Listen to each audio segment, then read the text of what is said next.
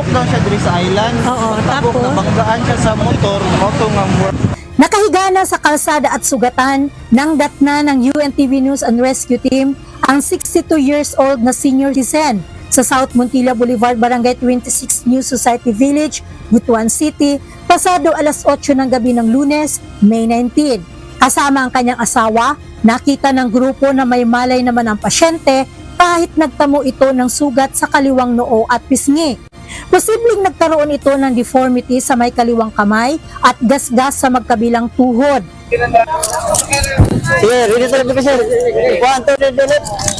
Agad siyang nilapatan ng paunang lunas ng team upang makontrol ang pagdurugo ng kanyang sugat. Sa kanilapatan ng splinting at binigyan ng oxygen. Pila ko ang BP? Pila BP?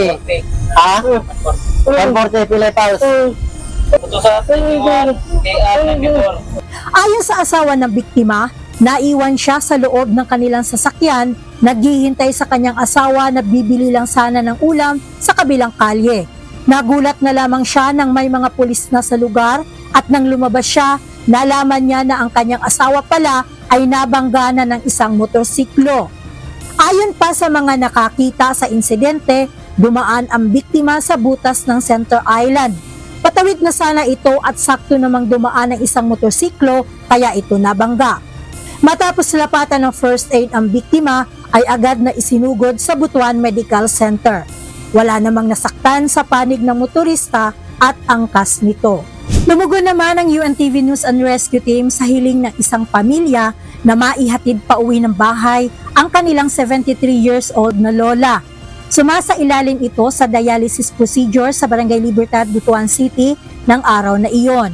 Diabetic ang kanilang lola na 3 taon nang dinadialysis.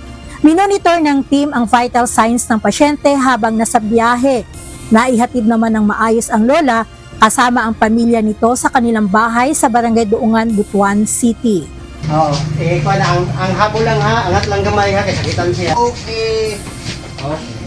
Sa Bacolod City, nagtamo ng sugat sa kaliwang kamay at kanang bahagi ng likod ang isang lalaki sa Bacolod City madaling araw ng Martes dahil umano sa pagsangga nito sa kutsilyong isinaksak sa kanya. Mula sa Bacolod Disaster Risk Reduction and Management Office, pinuntahan ng UNTV News and Rescue Team ang lalaking biktima na nasa Police Station 6. Agad binalutan ng team ang sugat ng biktima upang maampat ang pagdurugo.